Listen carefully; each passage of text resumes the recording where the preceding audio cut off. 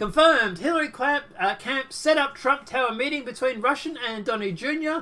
Russians' involvement are connected to the Clintons. Oh boy. California U.S. Representative Devin Nunes shared on Fox News that Hillary Clinton's campaign team, working with Glenn Simpson and Fusion GPS, likely set up the entire Trump Tower meeting with Donnie Jr. and Jared Kushner as a way of entrapping the Trump campaign. Oh boy, it's not like we said this 6 or 12 months ago and we're called conspiracy theorists. The whole thing was a setup. Dan Benego said on the recent podcast about the meeting at the Trump Tower, this meeting is a setup, it's a setup, it's a setup, it's a scam, it's a setup. Bingo lays out how the entire meeting at the Trump Tower was a setup. The Russians involved were all connected to Hillary Clinton. And you can listen to it. I'll put a link in the description below, so if you want to go and check that out. On Fox News, Nunes, who sat through hours of testimony related to the Trump-Russia farce, said the following. But something had probably important to note about the so-called Trump Tower meeting.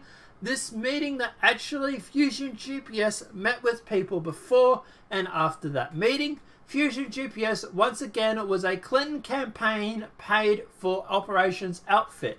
They were clearly involved in the setting up of the Trump Tower meeting. So if they want to bring Cohen in and talk to him, that's great, we'll participate.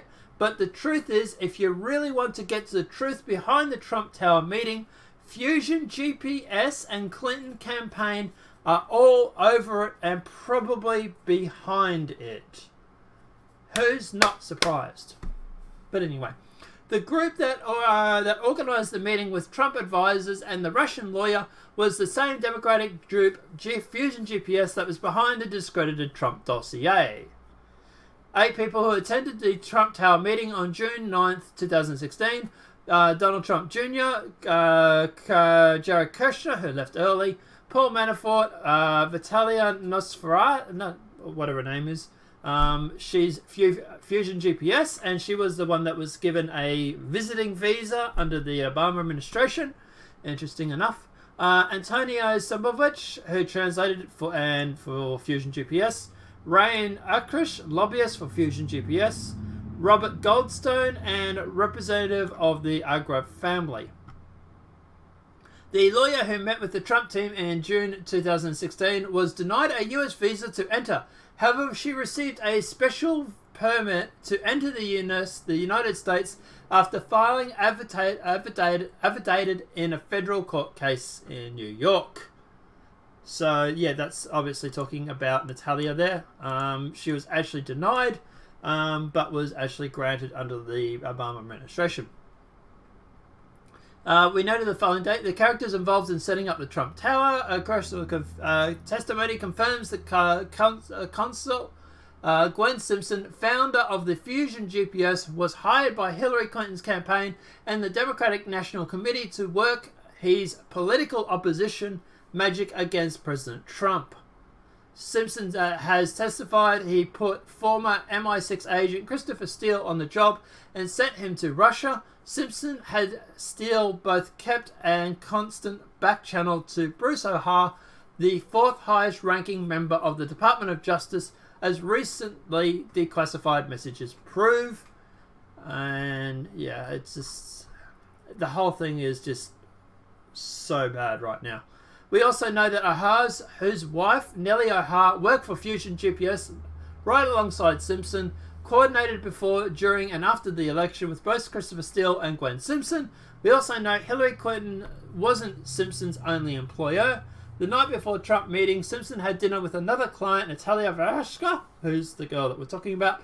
He had dinner with her again the night after the meeting.